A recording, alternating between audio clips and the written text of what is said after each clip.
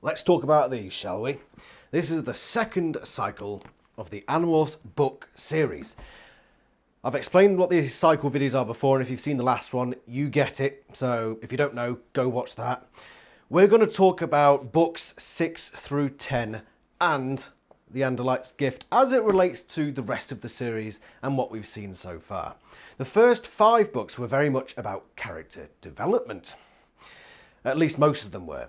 Book 4 was bringing Axe into the fold. Cassie didn't really get a development, which meant there were 2 characters really in these 5 books that we needed character development for, and we got them. Books 8 and 9 were those character development books. Cassie finally got her development as a character, finally got some nuance to her, and I started to empathise with her a bit more, because up to that point I considered her a Mary Sue, which is a not quite Mary Sue, it's the Hork-Bajir version of a Mary Sue. The Alien is where Axe gets his first full narration, because he did have a narration in The Andalite's Gift. And it was a very good book. I gave it a 9 out of 10. We're starting to see the team gel and find their places, because at first it was all a bit awry, really, wasn't it?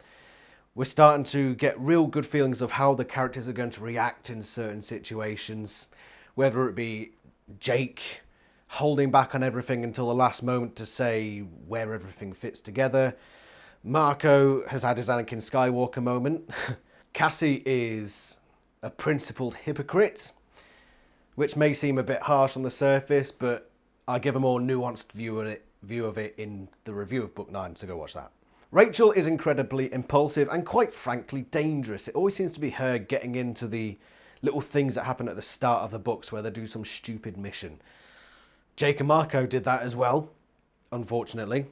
Tobias is the one character here who, granted, he didn't have a book in this run, but he very much stayed in the background throughout most of this. He was very much one note, so thankfully, in the next cycle of books, that's going to change. But for this lot, he did he disappeared into the background a bit. He was there, but he wasn't that important.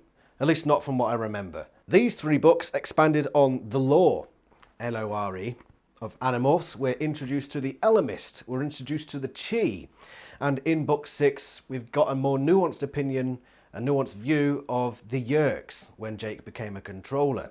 So we're starting to branch out from the initial mantra of Animorphs, which was good versus bad. It's just these 5 kids, eventually 4, against this massive Yeerk empire. It's starting to shift now. Obviously now we've got Axe, but we're also getting new allies into the fold, if you could call the Elemist an ally. But we're also starting to see some more development with the Yeerks. For example, in book 8, we see the Yeerk that wants to assassinate Visser 3 for murdering one of his chums. So we're starting to see the breakdown of the black and white of Animorphs. And that's, I know for a fact that in the next cycle of books we really start to see that crumble, but here we're really starting to see the cracks form. The grey is emerging in this series. Not everything is good versus bad anymore. As you know, if you've been watching these reviews, you know that I reviewed Jake's leadership skills. So Jake had his book, The Capture, which I did not give him a leadership score for, because for most of the book, he was under Yeerk control, so it's not his fault if he screws up a leadership ability there. Jake's leadership has been a mixed bag here. It really has been a mixed bag. He's had his good points, such as disciplining Axe for the first time. He's come up with some alright ideas, plans. Well, I should take that back, they haven't been that great. He's also had his very bad moments, particularly in book 10. I gave him a 2 out of 10 for leadership for, well, firstly for being a hypocrite and knowing he was a hypocrite and doing it anyway, which was going to the Offspring concert in Dogmorph. And then not coming up with plans. Not even trying. They just go into missions and they come up with a plan on the spot. Hopefully soon Jake learns to do the planning beforehand, because some things happened in these books that were down to poor leadership and poor management. And that's where Jake has suffered here. Not that that's bad on his character, because I think the point of his character is seeing him develop as the series continues and how he changes as a leader and how being a leader changes him. I'm going to mention this one briefly. The Andalite's Gift. From now on, most cycles will have an extra book thrown in. For example, in the next cycle, books 11 through 15, the Andalite Chronicles appears in the midst of that. But here we get the Andalite's Gift, which is, I think, as I explained in the review for it, this is just the authors having a blast. They just thought, we'll just write whatever the hell we want. And that's what turned into the Andalite's Gift, which made it, this one is a mixed bag. There's a lot of bad stuff, but there's also a lot of iconic moments, some pretty awesome stuff in there. But it doesn't really add to the series in terms of plot. Then again, neither did The Secret, but that was definitely needed for Cassie's development, so I'm not taking anything away from that. Introducing the Ellimist and the Chi, two vital allies here. Again, if you call the Ellimist an ally, this all-powerful, godlike thing. He will come back later on a few occasions. The Chi are very much an Animorphs ally after book 10, and we will see more of them in the future. I think these are really good additions to the Animorphs series. I don't think there's been a weak addition really to the Animorphs lore so far in the series. They've all had their individual strengths, their pros and their cons, and they flow well into the story. I think especially the Chi is a brilliant race, and one that I look forward to reading about further. I score all of these books, and you'll remember if you watched the last of these cycle analysis videos, I gave the first cycle 8.2, rounded down to 8 out of 10.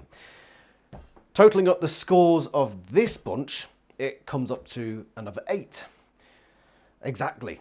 Exactly 8 out of 10 average for this series of books. If you threw in the Andalite's Gift, that makes it the 8. If you take out the Andalite's Gift, it's an 8.4, still rounds down to an 8. So this cycle is another 8 out of 10. Really good cycle. Not excellent, it has its flaws. Best cover and worst cover. I think without question the worst cover is the Andalite's Gift. It just looks tacky and 90s, let's be honest. It doesn't look that great. Best cover, The Secret. I don't know. It just doesn't look as horrific as the rest of them. It looks pretty aesthetically pleasing, to be honest. Unlike, for example, this one. Have you seen the middle Marco? I'm sorry about the lighting, by the way. The Marco in the middle is just hideous. I don't want to look at that anymore. It's awful. Staying on The Secret, we're talking best and worst moments. Worst moment, even though it's a great book, is the end of The Secret. Take out all the Cassie development stuff in here, and it is a pretty shoddy book. Put the Cassie stuff in, it's a great book, but nevertheless. The ending of this one, from the point onwards, from when Cassie's put in the box with Farrand onwards, is just a cluster. And it's the low point of the Yerks at this point. And they've had some pretty bloody low points. But that, at the end of this, was just embarrassing. And it just left me feeling a bit underwhelmed. So the ending of The Secret is the worst moment of this run. The best moment of this run comes in, where is it? Comes in The Alien. And this is where Jake finally grew some balls and effectively discharged Axe. Discharge obviously meaning you're out the group. So for the whole book, they're trying to get Axe to say things, to reveal some information that might be useful to them. And that's very important to Jake as a leader. You need the information. And if somebody's withholding it from you, then you're going to be rightly pissed. So after a while, Jake turns around and says, right, that's it. If you're not going to give us what we need, we can't trust you anymore. You're done. Finally, Jake mans up and says, you know, we like you, but for the group, for the mission, we can no longer have you on the team. And that was a real good character moment for Jake, and a very strong part of that book, and best moment of the cycle. So that is the second cycle of Animorphs books, briefly analysed, just to put everything into context. The next review is going to be this weekend, and it's going to, hopefully this weekend, and it's going to be The Forgotten. Somebody already left a comment on one of the last ones saying that it's rightfully called The Forgotten because they forgot what happened in it, which is not a good sign for me going into it. But who knows, it might surprise me. I hope to see you there. I'm sorry about the background. There's not enough light in my normal corner, but I would have my Chris Grine adaptation, go buy that for Christmas. My fan fiction, go read that, the link is in the description. And go visit the Animorphs Discord, where we talk about all things Animorphs and other stuff like that. We've got an Animorphs cook-off on the 21st, so make your own food or drink and show it off to other Animorphs fans on the 21st of this month. Thank you very much for watching, and I'll see you next time. Goodbye.